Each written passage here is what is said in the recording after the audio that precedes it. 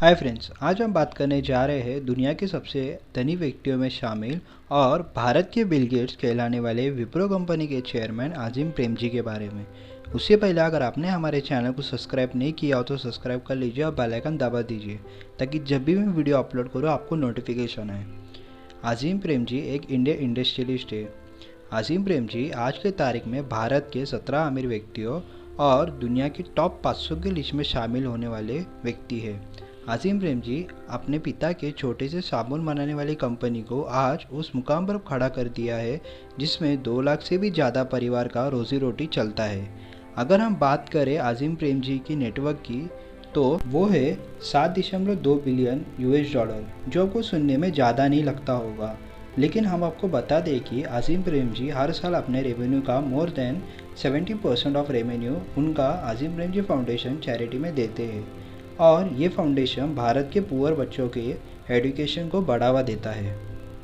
अज़ीम प्रेमजी ने कोविड-19 के लिए 1125 करोड़ रुपए का दान किया है और साल 2019 में 50,000 करोड़ से भी ज़्यादा का दान किया था।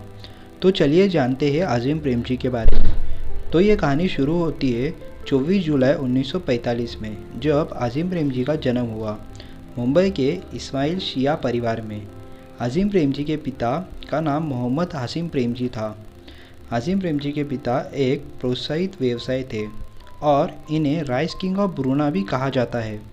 अज़ीम प्रेमजी के दादाजी उनके पिताजी को पाकिस्तान आने का न्योता दिए थे, लेकिन उन्होंने मना करके भारत में हाशिम प्रेमजी ने महाराष्ट्र के जलगांव में western India vegetable production limited की स्थापना की।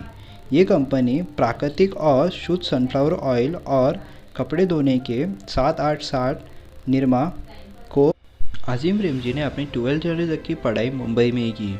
उसके बाद इंजीनियरिंग की पढ़ाई करने अमेरिका चले गए, लेकिन दुर्भाग्यवश इसके बीच हाशिम प्रेमजी की मृत्यु हो गई और अज़ीम प्रेमजी को पढ़ाई बीच में छोड़कर भारत वापस आना पड़ा।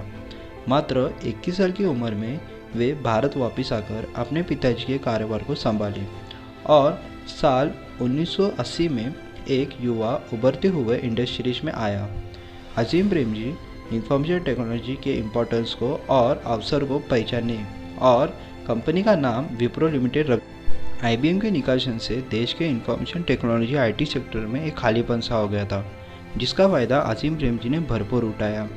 उन्होंने अमेरिका के सेनिटल कंप्यूटर कॉर्पोरेशन के साथ मिलकर मिनी कंप्यूटर बनाना शुरू कर दिया। इस प्रकार उन्होंने साबुन के स्तन पर IT सेक्टर में एक प्रतिष्ठान कंपनी बनकर उभरा और देखते ही देखते उनकी विप्रो लिमिटेड बढ़ती चली गई और देश की सबसे बड़ी कंपनी बन गई। यही कारण था 1999 से 2005 तक अज़ीम प्रेमजी भारत के सबसे अमीर व्यक्ति रहे और धन दौलत के साथ मान सम्मान भी कमाया। उन दिनों अज़ीम प्रेमजी अपने एम्प्लॉय के लिए एक अच्छे बॉस और सोसाइटी में एक अच्छे इंसान बने रहे और साल 2001 में अज़ीम प्रेमजी ने अज़ीम प्रेमजी फाउंडेशन की स्थापना की, जिसका मोटिव गरीब लोगों का हेल्प करना था। ये फाउंडेशन बहुत सारे स्टेट्स में गवर्नमेंट के साथ मिलकर एजुकेशन सेक्टर में काम करती है और साल 2010 में बिल गेट्स और वॉरेन बफेट के साथ मिलकर एक गिवन लिस्ट तैयार किया, जिसमें दुनिया के सबसे बड़े इंडस्ट्री जो अपने रेवेन्यू का ज़्यादातर हिस्सा चैरिटी में देते हैं, उस लिस्ट में अज़ीम प्रेमजी शामिल होने वाले पहले भारतीय इंडस्ट्रियलिस्ट थे।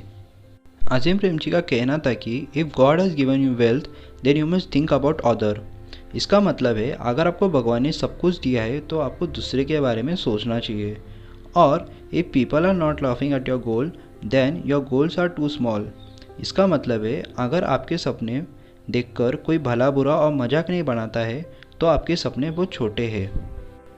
फ्रेंड्स, ये थी कहानी अज़ीम प्रेमजी की। फ्रेंड्स, अगर आपको मेरा एक्सप्लेनेशन अच्छा लगा हो तो लाइक करें और कमेंट में बताएं कि आपको किस पर वीडियो चाहिए।